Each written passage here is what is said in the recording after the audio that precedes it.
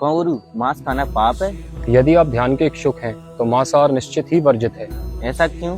किसी जीव की हानि करने के लिए आपको अपनी करुणा की हानि करनी पड़ती है, प्रेम की हानि करनी पड़ती है, और करुणा ही ध्यान का आधार है। जब ध्यान गहरा होता है तब मन में करुणा जागृत होती है, और एक करुणाशील मन किसी भी जीव को कष्ट होते हुए सहन नहीं कर सकता।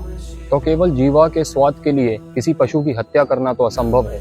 तो अगर कोई ध्यान नहीं करता तब भी मांस खाने में दिक्कत है? मैं तो शांति और आनंद में जीना चाहता हूँ। शांति और आनंद तो मन के भीतर प्रकट होने वाली अवस्थाएं हैं। बाहर का संसार तो केवल इसका प्रतिबिंब है। जरा सोचिए, जब आप जीव की हत्या करते हैं तब अंतिम क्षणों में उसके अंदर कितना भय और हताशा का भाव रहा होगा। जीवन के अंतिम समय में वो एक कारागृह में अपनी मृत्यु की प्रतीक्षा करते रहता है, तो उसकी मनोस्थिति जरा सोचिए कैसी रही होगी।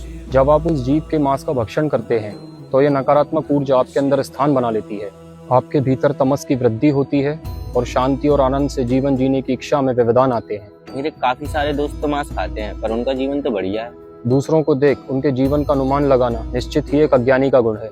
आप अपने जीवन को आधार मानिए, स्वयं प्रयोग कीजिए। जिस दिन आप मांस का भक्षण करते हैं उसके अगले दिन आपका पाचन तंत्र कैसा रहता है, मनोस्थिति कैसी रहती है, विचार कैसे आते हैं, और जिस दिन आप शुद्ध शाकाहारी भोजन करते हैं उससे तुलना कीजिए। यदि चेतना एक साधक की होगी तो यह भेद आपको स्पष्ट हो जाएगा।